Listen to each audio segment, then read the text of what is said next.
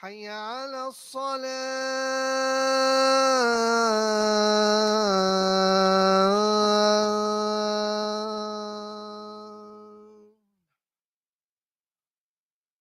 حي على الفلاح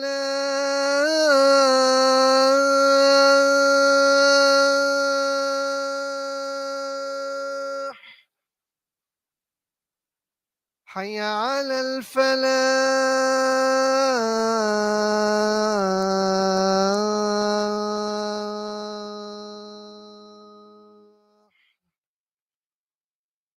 الله أكبر الله أكبر لا إله إلا الله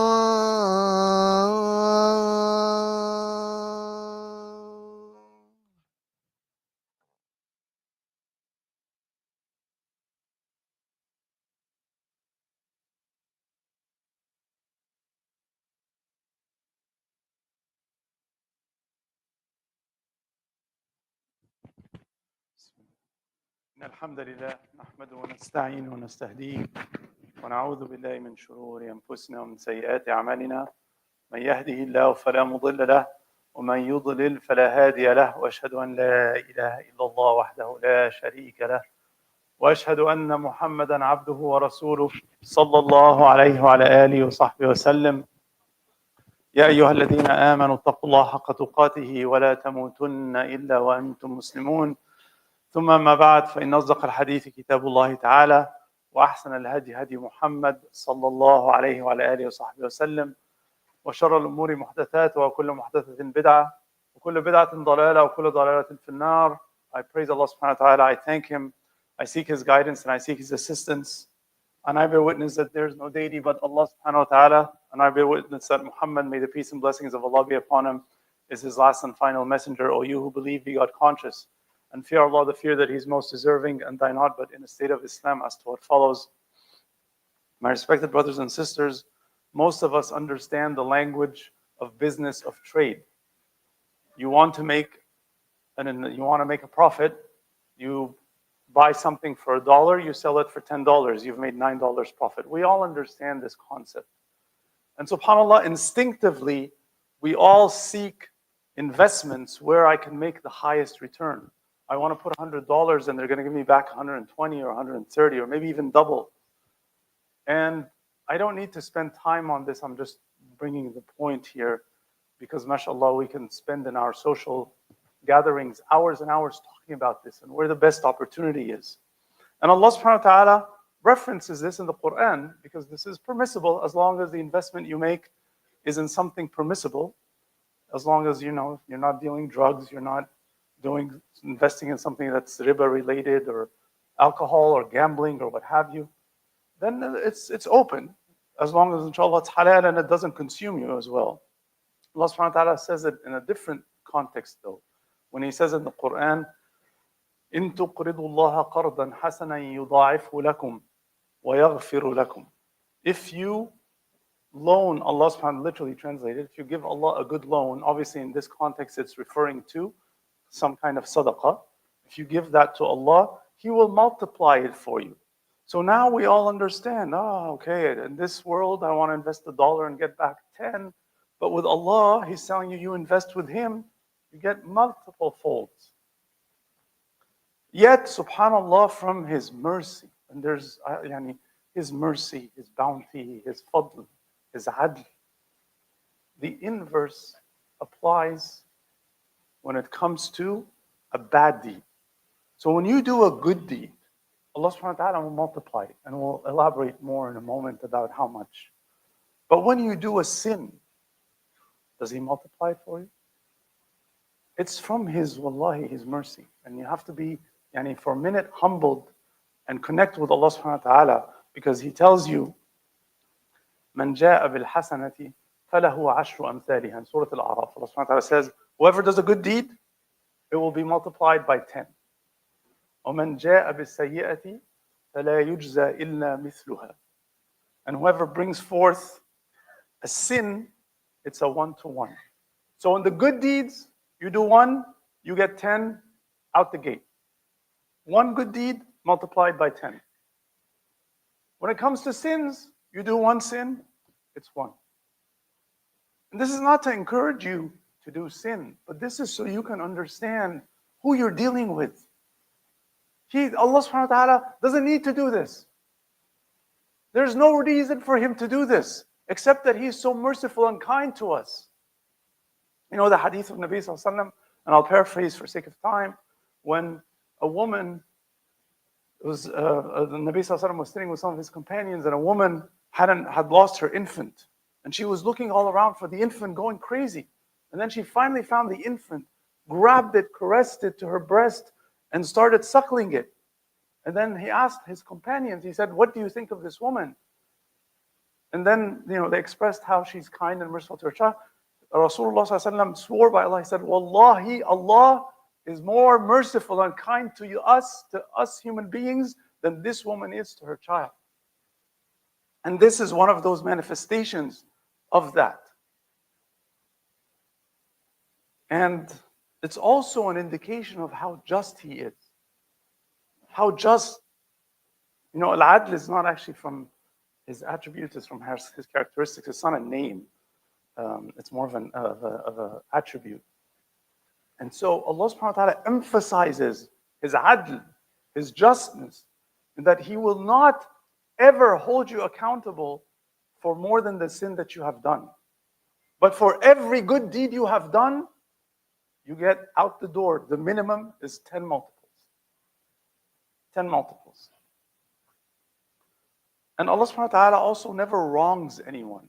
Again, from the sign of his justice. Allah subhanahu wa ta'ala tells us in Surah Yunus, let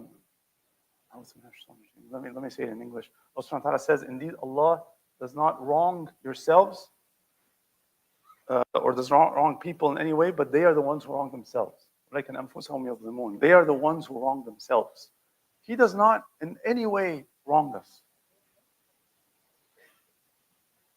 It's also an indication of one of his names, actually, is Al-Wahhab. He's the giver. And in this case, he gives reward out of his generosity. Let's be honest. I didn't deserve it. You didn't deserve it. We gave $1 sadaqah. We get the equivalent of $10 sadaqah. How did this happen? Why did it happen to me, Ya Allah? Why did it happen to this brother? That's because he is so kind and he is so giving. Min al-wahb. He gives. He is a wahhab. Now let's take some examples of this multiplication factor that applies. In Nabi sallallahu alaihi wasallam, you all know the hadith. Nabi sallallahu alaihi wasallam, he says, من قرأ حرفا من القرآن أو من كتاب الله فله به حسنة لا أقول ألف لام ميم حسنة ولكن لا أقول ألف لام ميم حرف ولكن ألف حرف ولام حرف وميم حرف. Very simple. Nabi sallallahu alaihi wasallam, he says, whoever recites a single letter from the Quran, a single letter, then they will be given a reward for it. So again, out of his bounty, he's not rewarding you for every word. He's not rewarding you for every phrase. He's not saying, I'll reward you by verse, by ayah, or by page, by every letter, every utterance of a letter. You are given a reward. And then the Nabi sallallahu alaihi wasallam broke it down.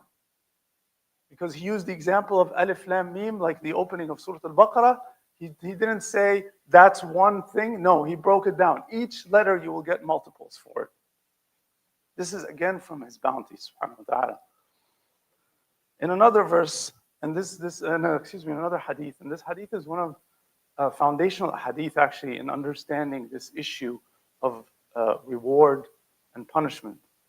It's a beautiful hadith. Nabi sallallahu alaihi wasallam talks about how Allah subhanahu wa ta'ala writes down the hasanat and the sayyat, every good deed you do and every evil deed you do. But then let's focus on it for a moment, because he defines 4 categories that you can fall in. He says, فَمَنْ هَمَّ بِحَسَنَةٍ فَلَمْ يَعْمَلْهَا كَتَبَهُ اللَّهُ لَهُ حَسَنَةً كَامِلَةً. You initiate a good deed. You get up and make wudu and say, I'm going to pray 2 rak'ah. And then you don't pray them.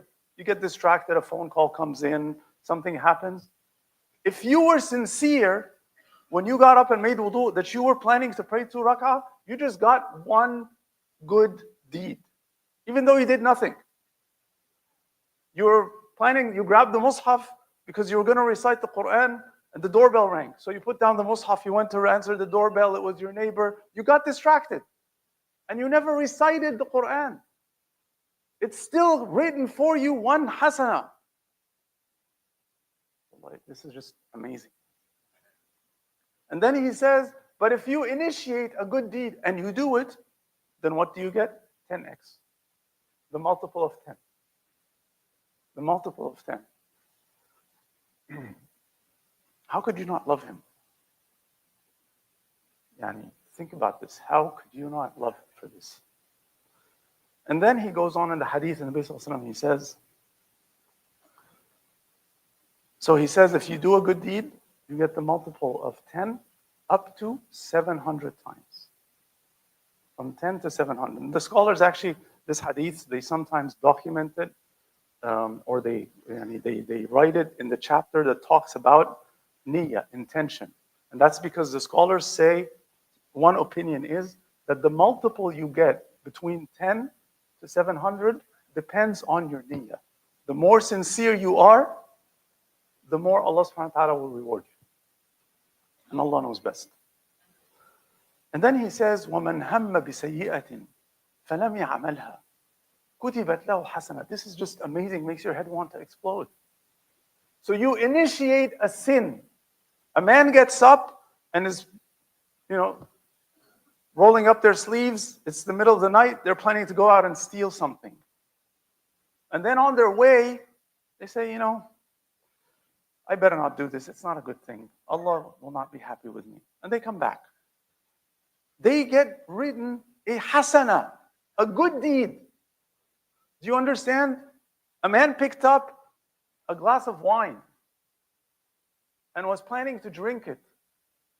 And then remembers, I shouldn't do this. This displeases Allah. Puts it back down again and walks away. They don't receive 0. They receive a +1.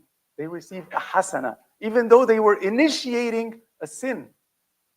And this is from His bounty, subhanahu wa ta'ala.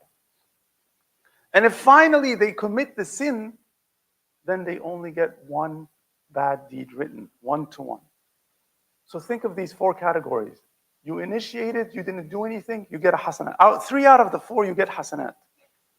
You initiated a good deed, but you didn't do it, you get a hasanat. You started a good deed and you did it, you get from 10 to 700 times the hasanat. You initiated a sin, a bad deed, and you didn't do it, you get a hasanat.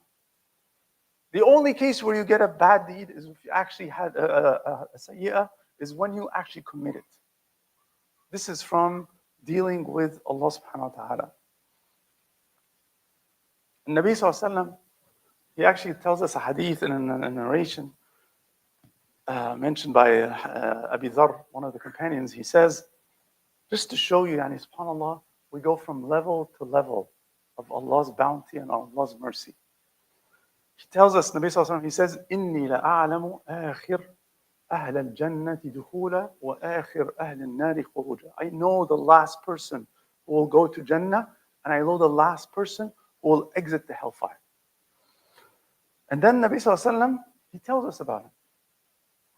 He says the last person coming out of the hellfire will be a person whom Allah will tell His angels, take him out of the hellfire and expose this person's minor sins and conceal the major sins.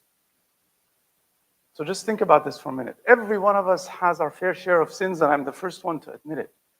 We have a pile of mountains of sins, and then there's another mountain of major sins. So Allah subhanahu wa ta'ala says, keep the major sins aside for a minute. Let's talk to him about their minor sins. And then Nabi sallallahu alayhi wa sallam, he says, فَتُعْرَضُ عَلَيْهِ ذُنُوبُ. So the sins are now exposed to this person one by one. And he's reminded, عَمَلْتَ كَذَا يَوْمَ كَذَا وَكَذَا أو في يوم كذا عملت كذا. On this day you did this and this, and on this day you did this and this. My brothers and sisters, let me just take a footnote here. Well, I think about this for a moment. Imagine how intense it'll be when we're all standing there in front of Allah subhanahu wa ta'ala. And every single moment in your life is being replayed and you're being reminded. Let's just think of the last couple of hours from the time you wake up to pray Fajr till now. How many things have you done? And imagine yourself standing in front of Allah subhanahu wa ta'ala being asked on this Friday, 10th of October, I think today is the 10th of Rajab if I'm not mistaken. At 6 a.m. you did this. And you have no recourse. You have no excuse, you have no recourse. What are you going to say? I didn't do it? You're going to say, oh, wallahi, I had an excuse? Do you think Allah doesn't know? You're going to make up things? You're going to lie to Allah subhanahu wa ta'ala? It's not going to happen. And if someone does that, then they're dooming themselves to the hellfire. So this person is being held to account every minor sin. And the man or the woman acknowledges and says, Na'am, la yastati' an yunkir. Nabi sallallahu alayhi wa sallam says, the person acknowledges and says, I cannot deny this. They cannot deny it. And the person is concerned because all the sins that are running in front of them are the minor sins. We haven't even gotten to the major ones. So imagine his whole life is being replayed, every sin you made, and you know that there are some big ones. They haven't come yet. So the Nabi sallallahu alaihi wasallam, he says, وَهُوَ مُشْفِقٌ. This person is afraid and concerned because, my goodness, if it's so intense now, what's going to happen when all my major sins come? Then the angels will tell him, فَإِنَّ لَكَ مَكَانَ كُلَّ سَيِّئَةٍ حَسَنَةٍ. Every sin that we just worked on in front of you will be substituted with a good deed. And from what? From Allah's mercy. Because this person maybe have repented, whatever he might have done. And Nabi sallallahu alaihi wasallam, then he says, the man or the person will say, wow, like he's thinking, these are not the words of the Prophet sallallahu alaihi wasallam, this is me, my narrative. Put yourself in this person's shoes. We ask Allah subhanahu wa ta'ala, we not be the last one exiting the hellfire. But just put yourself in his shoes for a moment. If he sees every sin being converted to a good deed, he sees what? The bounty and mercy of Allah. So the man will then say, well, hold on. فَيَقُولُ الرَّجُلُ. There are all these major sins I have here that you didn't bring in front of me. Because he wants them to be converted to what? To good sins, to good deeds. Like he's saying, you just ran in front of me, the small ones. There's a whole bunch of big ones too. Can I get those too? Because maybe they'll be converted to good deeds and I'll go higher in Jannah. So Nabi sallallahu alaihi wasallam, he mentions this, and then Abu Dharr says, Nabi sallallahu alaihi wasallam laughs until his teeth show, his back teeth show, because he's amused by how smart the guy is. He's like, great opportunity. Allah subhanahu wa ta'ala is giving me a 1-for-1. Let me go get the bigger deeds, so the bigger sins, so they can be converted as well. But now you understand, this is Allah, and this is how He deals with us. So the question I leave you and myself before I sit down for Jalsat al-Istiraha is, how do you deal with Him? When this is how He deals with me and you, from mercy and grace and bounty, how do you deal with Him? Do you really appreciate what He does for you? Do you really deal with Him like you love Him so much because of what He's doing for us? Or are you just like neglectful of all this stuff? You don't care. You think, oh, I'm entitled to this. Think about that. And inshallah, we continue in the second half of Khutbah. أقول قولي هذا وأستغفر الله لي ولكم فاستغفروه إنه الغفور الرحيم.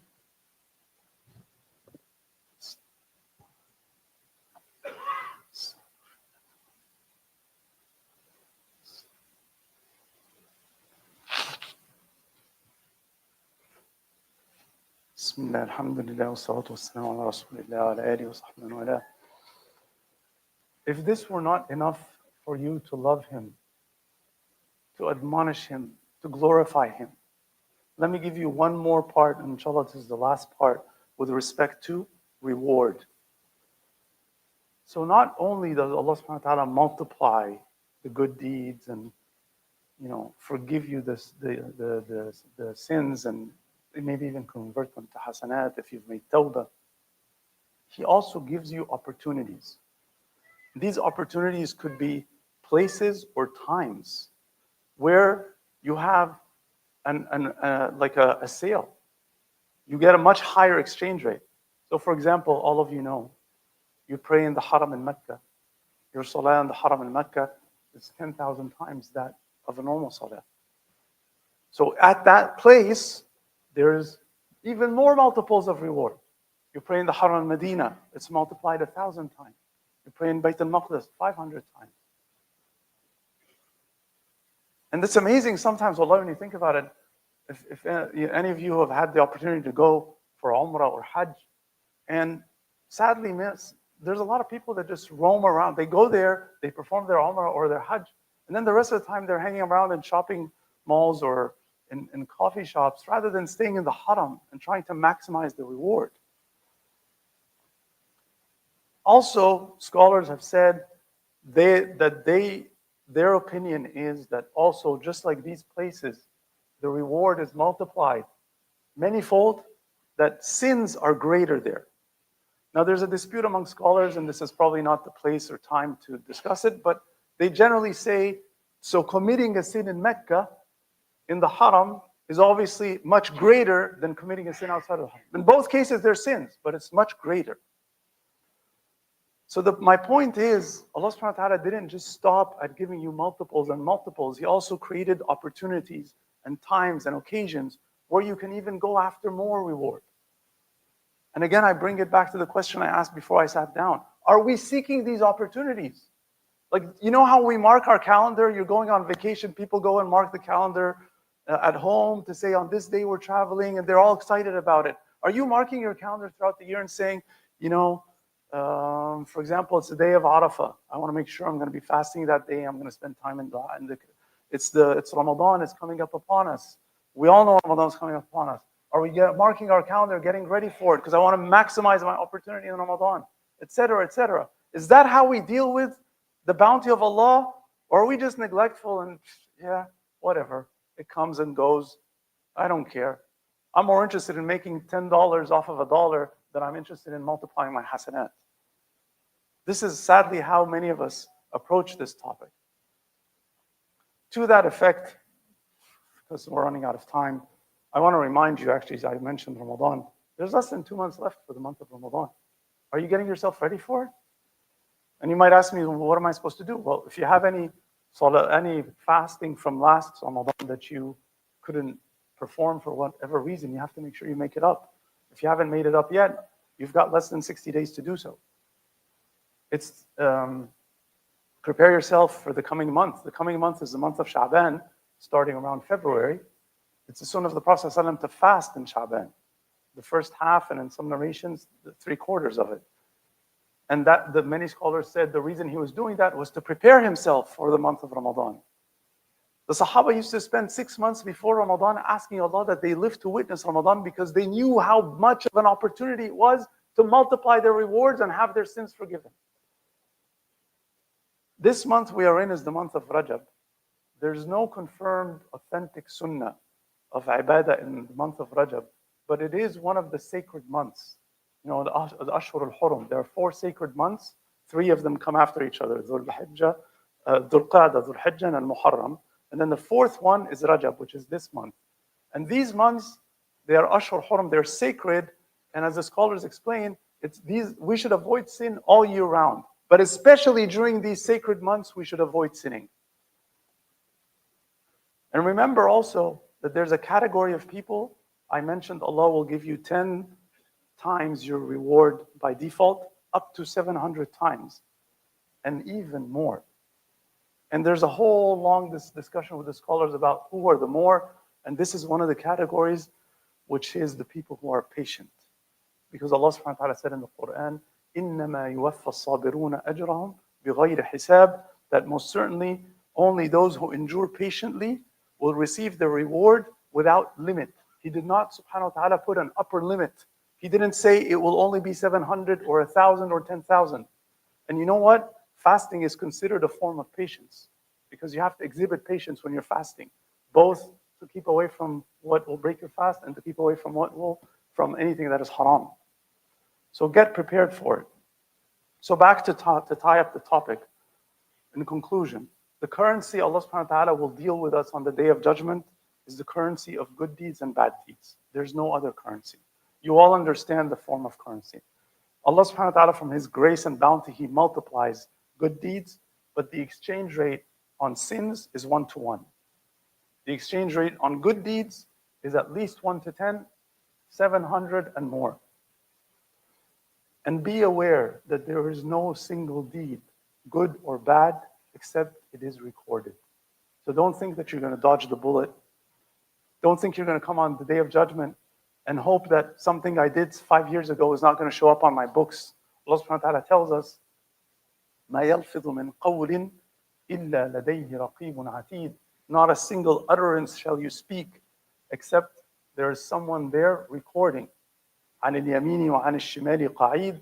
On the right side and your left side are the angels who are recording.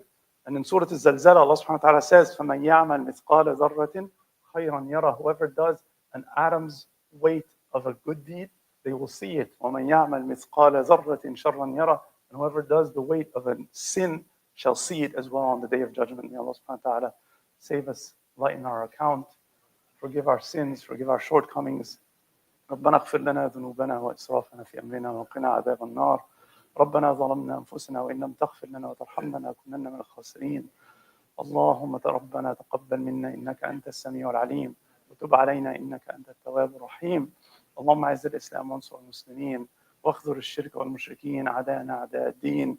اللهم اصلح أحوالنا وأحوال المسلمين أجمعين. اللهم اصلح أحوال المسلمين أجمعين. اللهم ارفع راية الإسلام ومكن للقرآن وانصر الإخواننا المستضعفين. وآخر دعوانا الحمد لله رب العالمين. وصلى اللهم وسلم وبارك على نبينا محمد وعلى آله وصحبه وسلم. وأقم الصلاة. الله أكبر الله أكبر.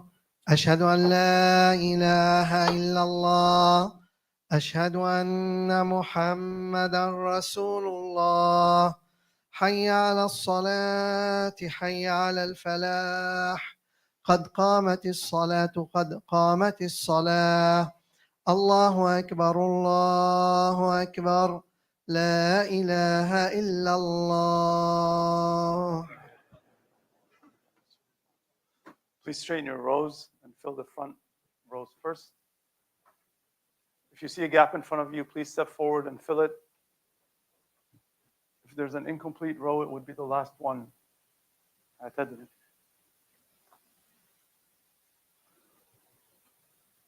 الله أكبر.